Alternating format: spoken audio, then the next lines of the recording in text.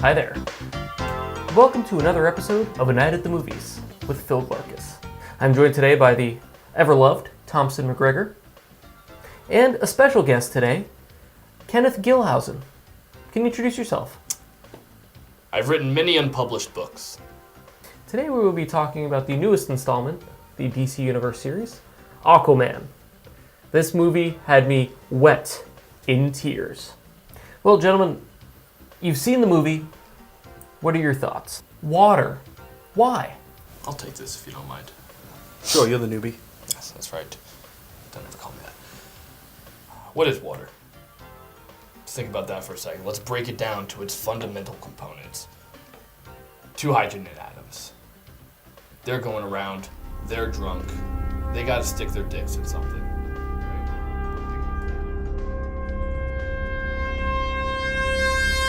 Alright, so let's talk a little bit about the theme of the movie.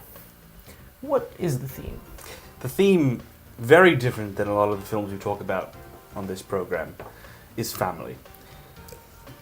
We know this from the very first scene, when Timur Mursin, who also played Jango Fett, he gets a family, and the rest of the film is about bonding that family. The character of Thomas Curry meets Atlana, and they start a family. And it is in this bonding of family that, you know. They had sex. That's what you're getting at, right? They did, but this film is for children. They had sex with children in this movie? Hey folks, now remember, this review is spoiler heavy. Now gentlemen, I'd like to talk a little bit about the theme of this movie. Would you like to share? Yeah, I got something to say about that. Aqua, right? Water. Ocean. Waves. What do waves do? They come in, but they also go out. They come in.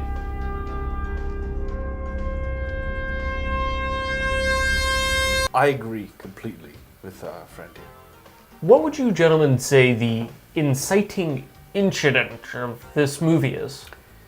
I would say it was back in 2015 when Zack Snyder decided to make Martha the problem in the Batman vs Superman movie. Brilliant. And by doing that, he incited the backlash of all further films. Why people don't like them? I don't know. Masterpieces? Probably. Up there with Da Vinci? Yeah. I would say so. So, misunderstood masterpieces, yes. That being said, inciting incident started there. Aquaman is somewhere in the second act of this travesty. Why did you say that? There are some interesting characters that have been introduced into this series. Jason Momoa's Aquaman is just one of many. Who really stood out to you in this film, and why? Willem Dafoe's portrayal of Nudis Volko, I think it's probably the new Rosencrantz and Guildenstern of our generation. I wouldn't be surprised if he was up for the Oscar. Best character in the film. Furthermore, Dolph Lundgren had a reddish beard in this movie, like me. So when I looked at him, I said, oh, I'm Dolph Lundgren, and I like that about the movie. Why does his hair flow the way it does? Dolph Lundgren has some incredible powers in this movie, the least of which is the ability to make his hair move whenever he wanted, in any direction, much like the previously discussed X-Men films.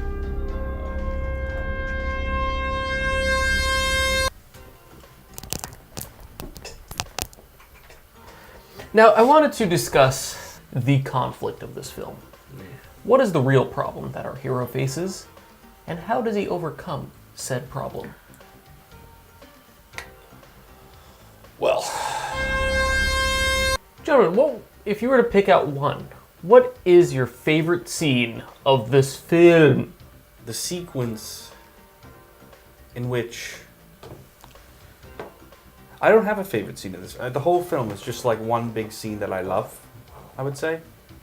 I know what my favorite scene of this film is. Early in the film, a pirate band led by Black Manta. Spoilers, the villain.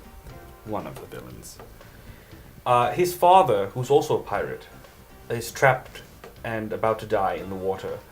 And Aquaman doesn't save him. And why I love this sequence so much is because it is the catalyst for the Black Manta character to want to kill Arthur throughout the film. Wonderfully performed by actors. No, I redact that. My other favorite scene is probably the scene where we see what Ocean Master has done. His first move against the surface world. And what he does is it puts all the garbage from the 1970s onward onto the beaches, except one beach in Sicily. Because, what a beautiful place. And we never go back to that. Because all the garbage is now on the surface world. We just leave it there. And it's never brought up again because James Wan's smarter than that. He says, why do I have to bring it up? We have to deal with our own garbage. Family and garbage. That's what this film's about. Family and garbage, and I think that sequence might be the best example of it. Would you agree, Kenneth? What would you gentlemen do differently if given the chance? Less water. Yeah, that's it. I'm a screenwriter. Okay? Oh, yeah. And as a screenwriter, there are some things I would do differently. But I'm wrong. For example, a lesser filmmaker might have created the symbolic nature of the trident. But James Wan and the people at DC, they said no. Kids like tridents. Tridents sell toys. We will give them what they want. And it's the consumer decision. It's the greatest decision I think I've seen since X-Men Apocalypse. So what would I do differently? That being a lesser filmmaker, I would say no trident at the end of the journey. The journey was the reward. At the end of the journey, he just finds out that he, meaning Arthur Curry, is the true hero and the true heir because he is worthy. And he doesn't need a phallic object to tell him that. What he needs is his own heart. And James decided to take a more, as the French would say, I don't know what approach. That approach being one with a giant phallic object, meaning that gives him all his power. I wouldn't have done that, but I'm not James Wan. I'm not making blockbuster films. And at the end of the day, he won. Aquaman won. You know, Arthur Curry won. I didn't win. Nope, I work at Best Buy. Let's see what our fans have tweeted. At Willem Dafoe says, please don't talk about me. At James Wan says, this was my favorite thing about me. Huh. Mike from Weight Training says, I beat you! I fight you! Shaq says, I could have played Aquaman more.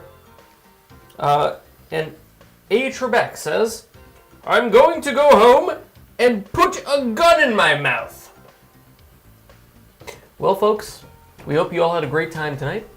This has been another installment of A Night at the Movies with Phil Glarkis. I want to thank my guests for being here. Gentlemen? Are we done now? Are we done? I guess so. Okay. Bloody hell.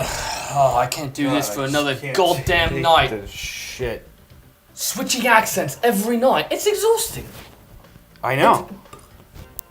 It's excruciating. I cannot believe this is my prison sentence, is to do this instead of going to jail. I hope you're not going to use that Best Buy pod because, you know, my bosses watch this. I'm still recording. We're shooting. Come on, just stop doing it. Oh, man. Oh, Aquaman.